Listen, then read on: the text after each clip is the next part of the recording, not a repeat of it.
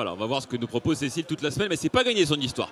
Le petit ristretto, eh bien c'est pour terminer, c'est le petit café. Donc on termine avec Nathalie, conseillère de la collectivité européenne d'Alsace, déléguée au sport, et Jules Ripstein, je le disais, donc champion du monde, notamment de paratriathlon. Déjà c'est pas mal. On parle ensemble de sport, de handicap aussi, mais je crois qu'au niveau de la CEA, on a envie de soutenir, j'ai envie de dire déjà pour commencer, tous les sports déjà. Tout à fait. Notre politique sportive a pour principe l'accès au sport pour tous. Et c'est vrai que par notre fonction de collectivité des solidarités, nous soutenons particulièrement le handisport. Oui, parce que souvent dans handisport, on met handi en avant, alors que ce sont quand même des sportifs de très très haut niveau, des athlètes de très haut niveau. Et c'est important aussi pour vous de les mettre en lumière aussi, comme aujourd'hui. Tout à fait. Et justement, au niveau du vocabulaire, c'est un moyen, le sport est vraiment un prisme très intéressant pour banaliser le handicap, pour qu'on l'oublie, pour qu'on ne voit plus que le sport. Et notamment auprès des jeunes, c'est un moyen de sensibiliser vraiment très, très intéressant, de passer par le prisme du sport. Justement, est-ce qu'il y a des actions qui sont menées en particulier, des opérations Tout à fait. Par exemple, ce matin, des éco-délégués, et hier, 125 éco-délégués de 23 collèges alsaciens ont rencontré Jules et ont pu découvrir qu'on pouvait faire du sport tout en ayant un handicap. Donc je suis handicapée et alors je fais du sport comme toi et je trouve que c'est vraiment très très intéressant pour eux. Jules, c'est fou parce qu'on dit souvent on est en 2023 et on a encore besoin de redire ce message, j'ai un handicap et alors c'est... Oui, en fait, moi je me rappelle quand j'étais petit, on n'a jamais eu ce genre de sensibilisation à l'école. Personnellement, avant mon accident, je n'étais pas sensibilisé au handicap et encore moins au handisport. Et aujourd'hui, les élèves dans les collèges, lycées et même dans les écoles ont la chance d'avoir des gens comme moi qui viennent intervenir, qui viennent leur raconter les parcours. Et ça permet d'éveiller des sensibilités. Ouais, c'est quoi ton quotidien? Raconte-nous un petit peu parce qu'on l'a dit, très très haut niveau, champion du monde, les Jeux de Paris aussi en ligne de mire, j'imagine pour toi. En fait, c'est le quotidien d'un sportif de haut niveau avec le handicap à gérer en plus parce qu'effectivement, quand on fait du sport avec un handicap, il y a toute une partie technique et une partie appareillage qui prend du temps.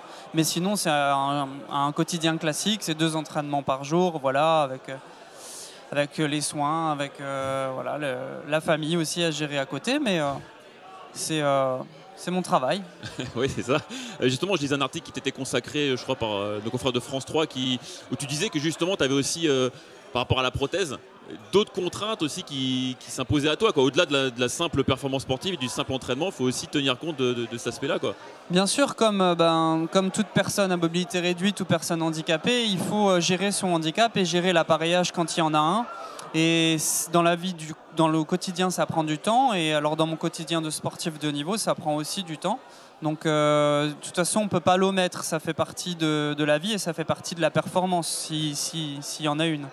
Au niveau des collectivités, justement, qu'est-ce qui est mis en place pour accompagner les sportifs de haut niveau? Ils sont encore dans une autre démarche. Tout à l'heure, on parlait juste avant de donner envie de faire du sport. Mais là, on est dans une démarche déjà professionnelle, en fait. À la collectivité européenne d'Alsace, dans notre politique sportive, nous avons un soutien que l'on donne aux champions en handisport, que l'on ne donne pas aux autres, par exemple, parce que c'est un petit peu le propre de notre collectivité. On soutient aussi l'achat de matériel pour les clubs qui veulent se lancer dans le handisport, par exemple. C'est vrai que c'est dommage aussi parce que un champion du monde de triathlon, on en parlait sans doute beaucoup plus. Aujourd'hui, c'est une réalité en termes de médiatisation. Comment faire pour justement aller mettre en lumière et en valeur des athlètes comme Jules?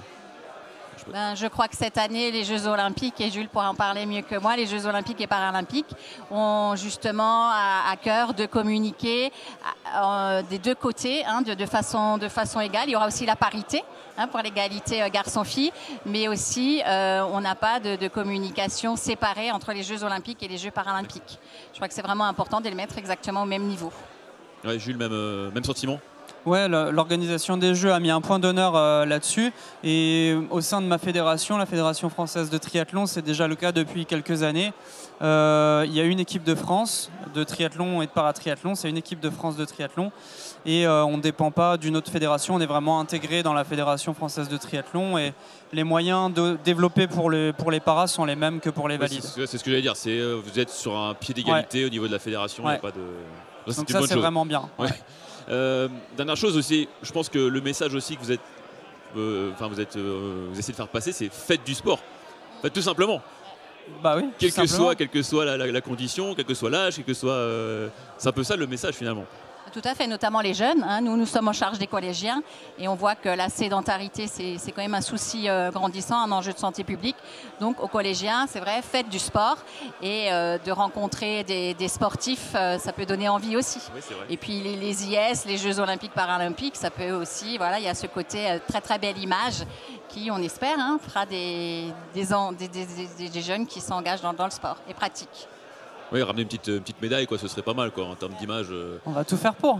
Ça va être quoi ton programme des prochains mois, Jules? Alors, il y a une année de qualification pour les Jeux qui démarre dans 10 jours là, au championnat d'Europe et qui se terminera le 1er juillet 2024. Et cette année, elle est importante parce qu'elle décidera de ma participation ou non aux Jeux. Et ensuite, il y aura les Jeux. Ouais, mais bon, pour l'instant, t'es le meilleur, t'es le numéro 1. Ouais, mais bon, les rankings seront remis à zéro dans une semaine. Ouais, donc il faut toujours y Voilà. retourner et être toujours performant, quoi qu'il arrive. C'est ça, c'est la loi du sport aussi. C'est comme ça. Bon, merci beaucoup, Nathalie Marajo-Guttmüller de la CEA, Jules Ripstein, on le rappelle, champion du monde. Futur champion olympique, touche du bois, j'espère en tout cas. On compte sur lui. Un petit coup de pression. En triathlon. Et puis voilà, merci beaucoup. Merci à vous. Bonne journée, bon tournoi.